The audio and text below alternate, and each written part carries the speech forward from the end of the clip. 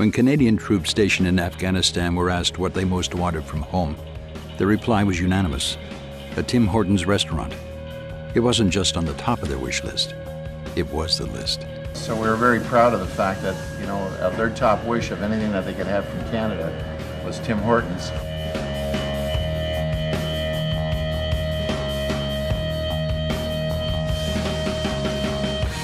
So it was confirmed. On July 1st, 2006, Canada Day, a Tim Hortons would open in Afghanistan. While this seemed like a great PR opportunity for the brand, it was not without its risks. For most Canadians, Canada's continued involvement in Afghanistan is a contentious topic. How does one cover such an unprecedented event without politicizing, commercializing, or even trivializing it?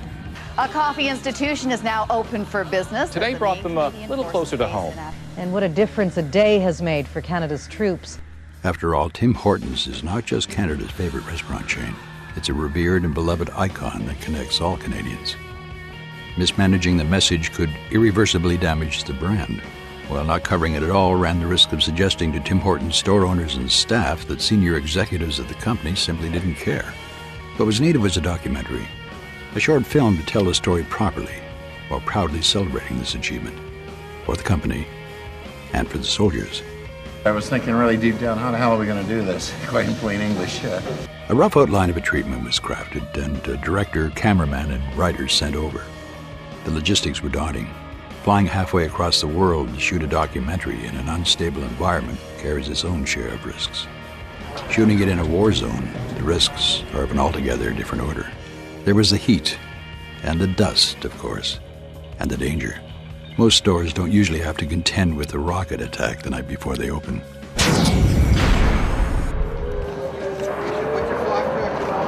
sure will. Are you guys okay? Yeah, we're fine. Everybody's fine? But despite all this, on July 1st, 2006, Canada Day, a Tim Hortons did indeed open in Afghanistan.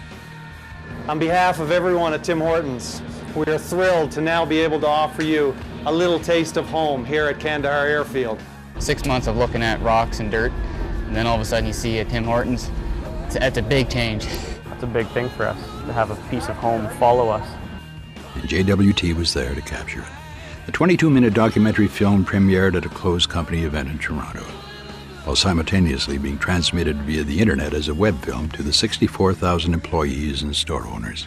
The reaction to the documentary was best summed up by Canadian officer and veteran of Afghanistan, Lieutenant Colonel John Conrad, who had the opportunity to address Tim Hortons employees at the film's premiere. You're in a place on the far side of the planet, and you're fully mindful that you may never leave this place again. And then someone from home who reminds you of family, your country, all the good times you've had in your life, and he comes over to Kandahar and he puts his arm around your shoulders. That feeling you get, that tingling, that's how a Canadian soldier feels about Tim Hortons Kandahar. By doing the unconventional, JWT was able to document a major event in Canadian history, ensuring that the staff and store owners behind this remarkable brand saw for themselves the commitment not only of their company, but of their country too. Happy Canada Day.